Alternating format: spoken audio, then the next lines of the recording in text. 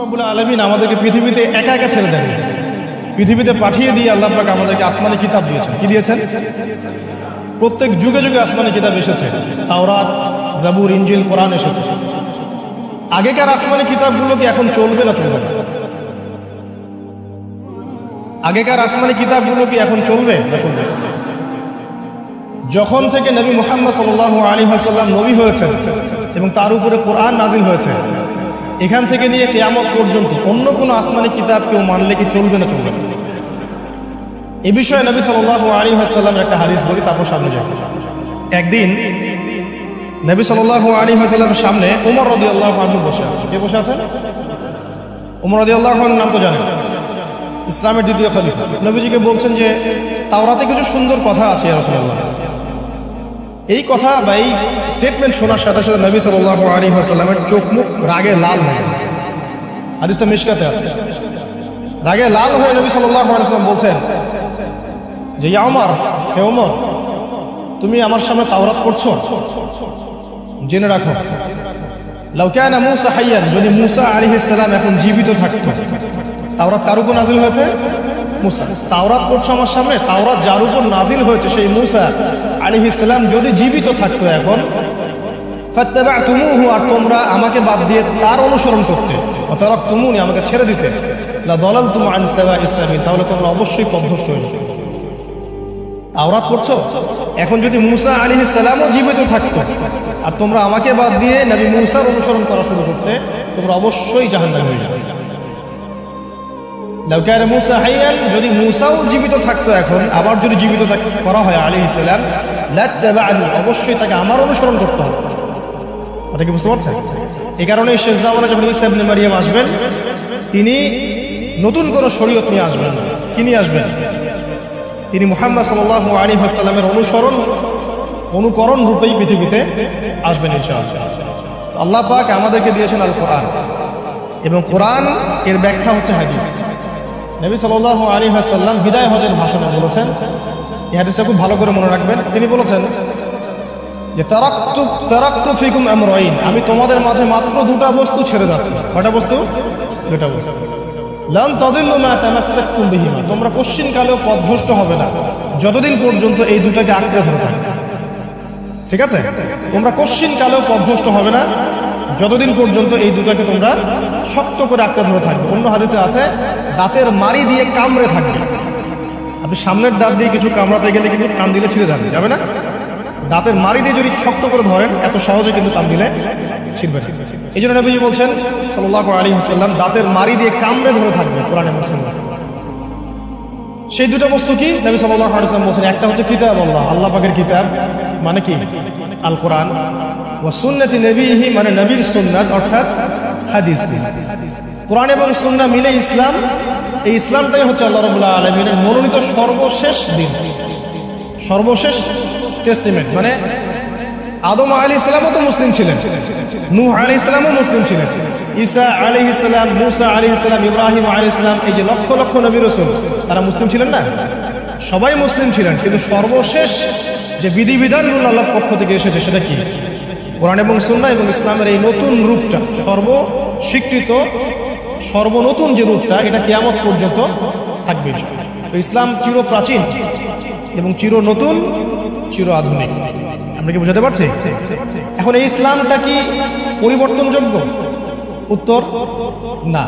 আল্লাহ পাক সূরা মাইদা 3 নম্বর আয়াতে বলছেন, আল ইয়াউমা আকমালতু লাকুম দীনাকুম ওয়া আতমামতু আলাইকুম নি'মাতি ওয়া রাদিতু লাকুমুল ইসলাম দীনান। আল্লাহ পাক বলছেন, আজকে আমি তোমাদের উপরে দ্বীন ইসলামকে পরিপূর্ণ করে দিলাম। পরিপূর্ণ করে দেওয়ার অর্থ হচ্ছে এখানে সংযোজন বিয়োজনের কোনো সুযোগ নাই। কেউ যদি বলে 5 ওয়াক্ত নামাজের জায়গায় 6 ওয়াক্ত বানাই দিব আমরা, ঠিক আছে? সুযোগ আছে? সুযোগ নাই। যাকাতের বিধানটা খুব কঠিন মনে হয়, যাকাতের নিসাবটা একটু কমাই দিব, পারবে? ইসলামের চুল পরিমাণ কিছু ঢোকানোর, বের করার কোনো সুযোগ নাই। কেন নাই? কারণ আল্লাহ পাক এই দিনটাকে পরিপূর্ণ করে দিয়েছে। আল ইয়াউমা আকমালতু লাকুম দীনাকুম, দিনটাকে কামেল করেছে। কামেল মানে, কামেল পাস মানে কি? সার্টিফিকেট পাইছে পরিপূর্ণ, তাই না? সার্টিফিকেট সবকিছু না, জ্ঞান সবকিছু। এবং এই জ্ঞান শুধুমাত্র বই পড়ে অর্জিত হবে এমনও নয়। জ্ঞান আসে কার পক্ষ থেকে? আল্লাহর পক্ষ থেকে। এটা মনে রাখবেন, জ্ঞান আল্লাহর পক্ষ থেকে। হ্যাঁ, জ্ঞান কখন আসবে? যখন আপনি পরিশ্রম করবেন, আপনার পরিশ্রম আল্লাহ পাক দেখবেন, ধারাবাহিকভাবে লেগে থাকবেন, আল্লাহর কাছে বেশি বেশি দোয়া করবেন, পাপ ছেড়ে দিবেন, গুনাহ ছেড়ে দিবেন, গুনাহমুক্ত অন্তর নিয়ে আল্লাহর কাছে কান্নাকাটি করবেন, আল্লাহ পাক ইনশাআল্লাহ ইলম দান করবেন। ইমাম শাফি রাহিমাহুল্লাহ বলতেন যে আমি অনেক পড়ি কিন্তু ভুলে যাই। তার ওস্তাদ তাকে বললেন যে তুমি পাপ করেছো, যদি গুনাহ করতে থাকো তাহলে তোমার অন্তরে আল্লাহর নূর নাযিল হবে না। ঠিক আছে, গুনাহ মুক্ত অন্তর নিয়ে ইলম চর্চা করতে হয়, আল্লাহ পাক তৌফিক দান করেন। আর ইলম অর্জন করে যদি অহংকার আর হিংসা চলে আসে তাহলে সেই ইলম হবে শয়তানের ইলম। শয়তান প্রচন্ড আলেম ছিল, কিন্তু ইবলিস কি ছিল? আলেম ছিল। সে কিন্তু আলেম আর আবেদ ছিল, সে ইলম অনেক অর্জন করেছিল এবং আল্লাহ পাকের প্রচুর ইবাদত করত, কিন্তু তারপরেও কেন সে জাহান্নামে যাবে? কারণ একটাই, আবা ওয়াস্তাকবারা, সে উদ্ধত হয়েছিল, অহংকার করেছিল। ইসলাম পরিপূর্ণ, এখানে সংযোজন বিয়োজনের কোনো সুযোগ নাই। এখন ইসলাম ছাড়া অন্য কোনো দিন মানলে কি হবে কিনা? আল্লাহ পাক সূরা আলী ইমরানের মধ্যেই বলছেন, ওয়ামাই ইয়াবতাগি গায়রাল ইসলামি দীনান ফালা ইউকবাল মিনহু।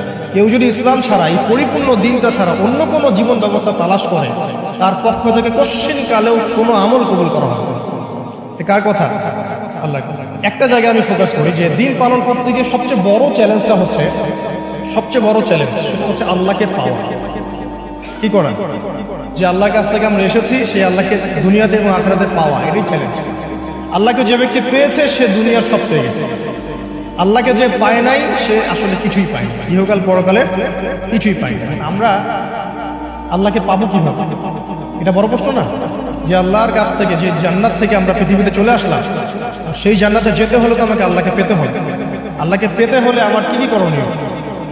খুব শর্ট করে আমি কয়েকটা পয়েন্টস আপনাদেরকে শেয়ার করছি। এক নাম্বার, আল্লাহকে পেতে হলে অবশ্যই তার নবী মুহাম্মদ সাল্লাল্লাহু আলাইহি ওয়াসাল্লামকে অনুসরণ করতে হবে। এছাড়া আল্লাহকে পাওয়ার দ্বিতীয় কোনো পথ নেই। আল্লাহকে পেতে হলে অবশ্যই তার নবী মুহাম্মদ সাল্লাল্লাহু আলাইহি ওয়াসাল্লামের আদর্শগুলো জীবনের প্রতিটা ক্ষেত্রে বাস্তবায়ন করতে হবে। চলাফেরা, ওঠা বসা, খাওয়া দাওয়া, ইস্তেঞ্জা করা, মুআমালাত, ব্যবসা বাণিজ্য, অর্থনীতি, সমাজ, রাষ্ট্র, সব ক্ষেত্রে আপনাকে মুহাম্মদ সাল্লাল্লাহু আলাইহি ওয়াসাল্লামের তরিকা, আদর্শটাকে ফলো করতে হবে, তাহলে আপনি আল্লাহকে পাবেন। যে ব্যক্তি আল্লাহকে পেয়েছে সে দুনিয়াও পেয়েছে, আখিরাতও পেয়েছে। যে আল্লাহকে পায় নাই, দুনিয়াও বরবাদ, আখিরাতও বরবাদ। এক নাম্বার তাহলে কি কাজ? আল্লাহ পাকের সর্বশেষ নবী মুহাম্মদ সাল্লাল্লাহু আলাইহি ওয়াসাল্লামকে অনুসরণ করা, তার আদর্শ মেনে চলা। এক নাম্বার। দুই নাম্বার হচ্ছে 5 ওয়াক্ত নামাজ। আল্লাহকে পেতে হলে নামাজ লাগবে। নামাজ নাই, আল্লাহ নাই। ওয়াস্তাঈনু বিস-সাবরি ওয়াস-সালাত। তোমরা সবর এবং সালাতের মধ্য দিয়ে আল্লাহর সাহায্য প্রার্থনা করো। আমরা এই জন্য নামাজে বলি ইয়াকা না'বুদু ওয়া ইয়াকা নাস্তাঈন। আমরা শুধু আপনারই ইবাদত করি এবং আপনার কাছেই সাহায্য প্রার্থনা করি। আল্লাহকে পেতে হলে নামাজের কোনো বিকল্প নাই। যে ব্যক্তি নামাজ পড়ে না, আল্লাহর সাথে তার কোনো সম্পর্ক নেই, নো কানেকশন। আপনি যে কোনো কিছু চাচ্ছেন, সেজদায় পড়ে আল্লাহর সামনে আত্মসমর্পণ করেই চাইতে। ওয়াসজুদ ওয়াক্তারিব, আল্লাহ পাক কি বলেছেন? সেজদা করো, নিকটবর্তী হও। তো ব্যাখ্যা অনেক করা যায়। নামাজ না পড়লে কিন্তু মানুষ কুফরিতে লিপ্ত হয়। যে ব্যক্তি মান তারাকা সালাতান মুতাআম্মিদান ফাকাদ কাফারা, যে ব্যক্তি সালাতকে অস্বীকার করে, ফরজ নামাজকে অস্বীকার করে, সেই ব্যক্তি কিন্তু কুফরিতে চলে যায়। ঠিক আছে? তারপরে বাইনা রাজুলি ওয়া বাইনা শিরকি ওয়াল কুফরি তারকুস সালাত। একজন মুমিন বান্দা এবং অমুসলিমদের মধ্যে পার্থক্যই নামাজ। নামাজের বিষয়ে অনেক কথা আমি আগেও বলেছি, আপনারা শুনেছেন, অন্য আলেমদের কাছে শুনেছেন। এক বাক্যে নামাজ না পড়লে ইসলামের রশিটা কেটে যায়। মুআয বিন জাবালকে নবী সাল্লাল্লাহু আলাইহি ওয়াসাল্লাম বলেছেন, যদি মান তারাকা সালাতান মুতাআম্মিদান, কেউ যদি সালাতকে ইচ্ছা করে ছেড়ে দেয়, ফাকাদ বারিআত মিন জিম্মাতিল্লাহ, সে ব্যক্তি আল্লাহর জিম্মেদারি থেকে মুক্ত হয়ে যায়। তার উপর আল্লাহর কোনো জিম্মাদারি নেই, আল্লাহর নিরাপত্তা, জিম্মাদারি থেকে সে মুক্ত। তো 5 ওয়াক্ত নামাজ আল্লাহ পাক আমাদের সবাইকে জামাতের সাথে পড়ার তৌফিক দান করুন। এর পাশাপাশি নফল নামাজ বাড়িয়ে দেওয়ার তৌফিক দান করুন এবং স্পেশালি তাহাজ্জুদের নামাজ যদি পারেন, 2 রাকাত হলেও নিয়মিত তাহাজ্জুদের নামাজ পড়ার তৌফিক আল্লাহ পাক আমাদেরকে দান করুন। আর নামাজের বাহ্যিকতা নিয়ে এত বেশি ঝগড়ায় যাবে না। এখন আমরা যত ঝগড়া নামাজের বাহ্যিকতা নিয়ে, হাত বাঁধা, রফুল ইয়াদাইন, আমিন আর পায়ে, এগুলো নিয়ে ঝগড়া শেষ আছে? নাই। ইসলামের বিরোধী শক্তিরা হাত ভেঙে ফেলার পায়তারা করে ফেলেছে। হাতি না থাকলে আপনি বাঁধবেন কোথায়? মনে করেন আপনার হাতি নাই, বাঁধবেন উপরে নিচে? এই হাত তো ভেঙে ফেলার পায়তারা করা হয়েছে। এখন আপনি পড়ে আছেন, বাঁধার কোন জায়গায় বাঁধবেন সেটা নিয়ে, অথচ পুরো বৈশ্বিক চক্রান্ত মুসলিমদের বিরুদ্ধে হাতটাই ভেঙে ফেলে দেবে। বাঁধবি কোথায় হাত? এটা আমরা বুঝতে পারি না।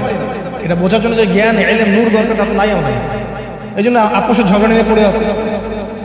যে ছোটোখাটো যে ইখতিলাফি মাসআলাগুলো চলে আসছে দীর্ঘদিন থেকে, এগুলো কোনো সমাধানে আসতে পারবে না, কিন্তু পক্ষে বিপক্ষে কথা চলতেই থাকবে কেমন, ওইগুলো নিয়ে আমরা ব্যস্ত আছি।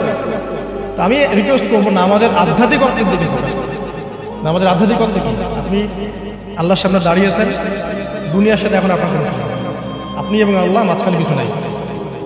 নামাজ যা পড়ছেন সূরা ফাতিহা, অন্যান্য সূরা, রুকু, তাসবিহ, সিজদা, তাশাহুদ, দুরূদ, অর্থ বোঝার চেষ্টা করেন এবং অর্থের দিকে ফোকাস করেন, আল্লাহকে পাবেন। সিজদায় রুকুতে যখন যাচ্ছেন আপনি চিন্তা করেন যে আপনি মহাবিশ্বের মহা শক্তিধর আল্লাহ রাব্বুল আলামিনের সামনে মাথা নত করেছেন। আপনি চিন্তা করেন যে আল্লাহ আপনাকে দেখছেন। এখন যখনই মানুষ নামাজে দাঁড়ায় আল্লাহ পাক তার দিকে দৃষ্টি নিক্ষেপ করেন, এবং যখন মানুষ এদিক ওদিক তাকানো শুরু করে নামাজে, আল্লাহ পাক মুখ ঘুরিয়ে দেন। হ্যাঁ, নামাজে ওই যে আমরা যে ডিজিটাল নামাজ পড়ি না, এখন ডিজিটাল মানে 4 রাকাত নামাজ 4 মিনিটে শেষ। এক রুকু করলে সেজদা পাওয়া যায় না, সেজদার তাসবিহ পড়লে আবার এদিকে দেখা যায় যে দ্বিতীয় সেজদায় চলে গেছে অলরেডি ওঠার আগে। অনেক ক্ষেত্রে ইমাম সাহেবরাও খুব দ্রুত নামাজ পড়ে, অনেক দ্রুত পড়ে। এত দ্রুত নামাজ পড়াবেন কেন? নামাজ জামাতে পড়লে সংক্ষিপ্ত করতে বলা হয়েছে, কিন্তু এত দ্রুত তো পড়তে বলা হয়। এখনও দেখবেন মক্কা মদিনায় গিয়ে নামাজ দেখবেন, মাশাআল্লাহ, নামাজটা তাদের মাশাআল্লাহ এটার প্রশংসা না করলে ঠকাতে হবে। নামাজটা অসাধারণ, ধীর স্থির হবে। ফজরের নামাজ 20 মিনিট, 15 মিনিট, 20 মিনিট পড়াচ্ছে, রিল্যাক্স। নামাজে দাঁড়ালে চমৎকার তেলাওয়াত হচ্ছে, আপনি ভুলে যাচ্ছেন নিজেকে। তেলাওয়াত হবে চমৎকার, এবং সবচেয়ে ভালো যিনি তেলাওয়াত করতে পারেন তাকে নামাজ দিতে হবে। রিল্যাক্সে নামাজ পড়বেন। ক্ষেত্র বিশেষে আপনি শর্ট করতে পারেন, কিন্তু সবসময় কেন আমরা 4 রাকাত নামাজ 3 মিনিটে শেষ করে দিই? আবার নামাজের পর দোয়াটা হবে লম্বা, অথচ নামাজটাই ছিল দোয়া, নামাজটাই কিন্তু দোয়া। এখন সেজদায় আমরা যদি কান্নাকাটি করতে না শিখি, আল্লাহর সামনে আমি মাথা নত করেছি, এখানে নিজের মনের যত আবেগ, আকুতি, দোয়া, এগুলো আল্লাহর সামনে ঢেলে না দিতে পারি, এই দোয়া কালাম না শিখি, তাহলে তো নামাজের আধ্যাত্মিকতা অর্জন হলো না। সাহাবীরা কেমন করে নামাজ পড়তেন যে নামাজ পড়ার পরেও তাদের গা থেকে তীর বের করা যায়? কিভাবে তারা নামাজ পড়তেন? নবী সাল্লাল্লাহু আলাইহি ওয়াসাল্লাম কিভাবে নামাজ পড়তেন যে নামাজ পড়ার ফলে তার পা মোবারক ফুলে যায়? 1 রাকাতে তিনি 4 পারা কোরআন তেলাওয়াত করতে পারলেন কিভাবে? তো তাদের নামাজ আর আমাদের নামাজ, আল্লাহ রাব্বুল আলামিন তার রাসূলের মাধ্যমে একটা হাদিসে জানিয়েছেন যে এমনও অনেক নামাজি আছে, নাউযুবিল্লাহ, আল্লাহ পাক আমাদেরকে তাদের অন্তর্ভুক্ত না করুন, যে নামাজ পড়ার পরে আল্লাহ রাব্বুল আলামিন এই নামাজটাকে ওই নামাজের মুখের উপর নিক্ষেপ করে দেয়। তোমার নামাজের আমার কোনো দরকার নেই। আল্লাহ পাক আমাদেরকে হেফাজত করুন। ধীর স্থিরভাবে পড়ে, রিল্যাক্স, তারা হওয়ার কিচ্ছু নাই। ওয়া মা খালাকতুল জিন্না ওয়াল ইনসা ইল্লা লিয়াবুদুন, শুধুমাত্র আল্লাহর ইবাদত করার জন্যই তো পৃথিবীতে এসেছে। হোক না দোকানটা 5টা মিনিট পরে খুললে কি হবে? হ্যাঁ, জমিতে যান, জমিতে আধা ঘন্টা পরে গেলে কি হবে?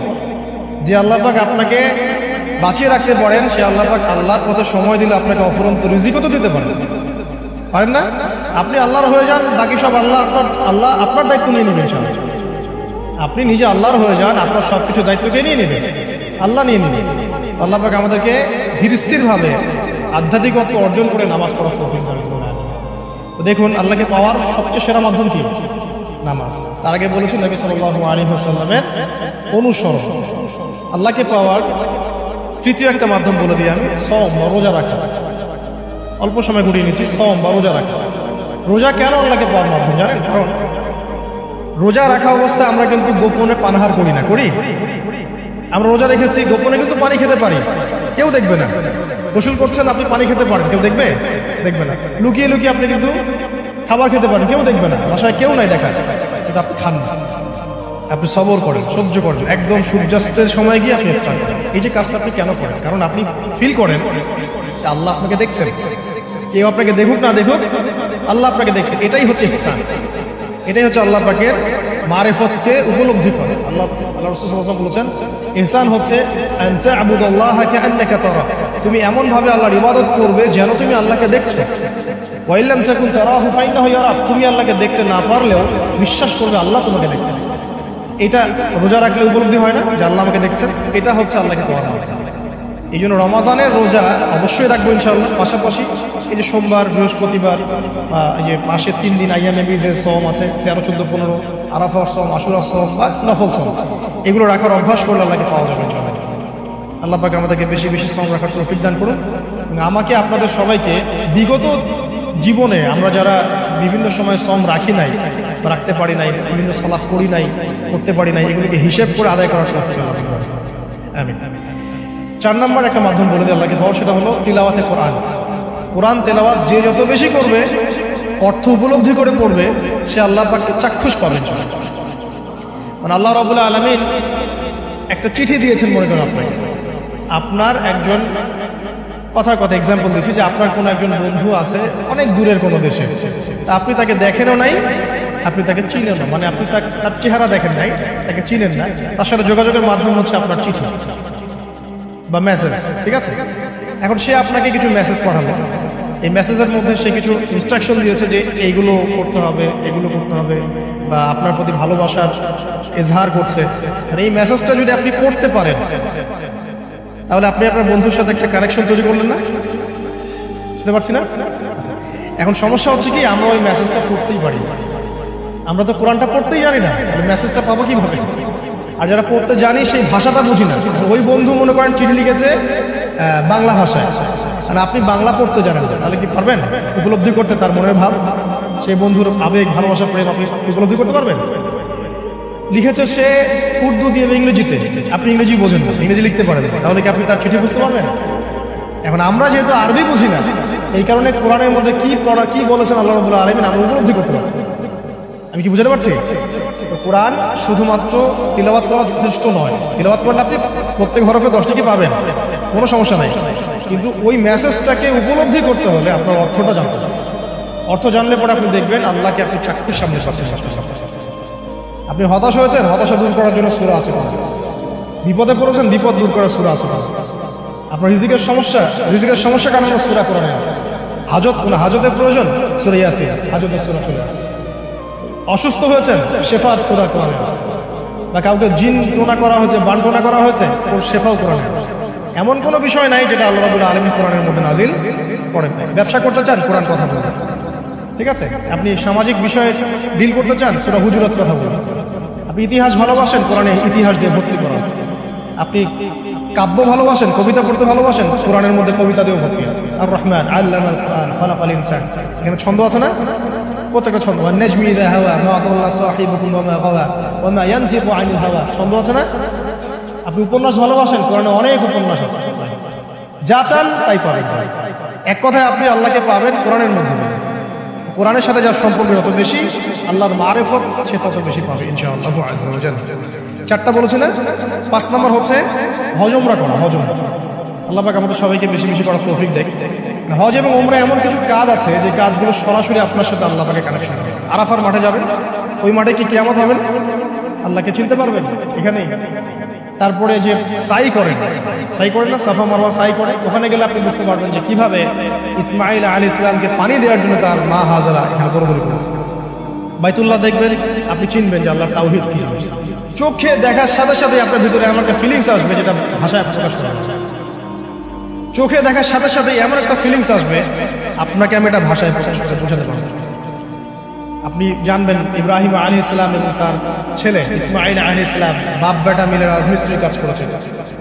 আপনি জামজাম কূপ দেখবেন, পানি পান করবেন, আল্লাহকে চিনতে পারবেন। এই কূপ অলৌকিক, এই কূপের মতো কূপ নাই পৃথিবীতে, এর পানি কখনো শেষ হয় না, এবং এই পানি খেয়ে মানুষ বেঁচে থাকতে পারে, খাবারের দরকার হবে না।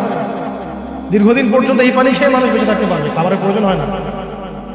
তো এই পানির মধ্যে এমন কিছু উপাদান আছে যেটা মানুষের শরীরের রোগগুলোকে শেফা দিয়ে দিবে ইনশাআল্লাহ আল্লাহ।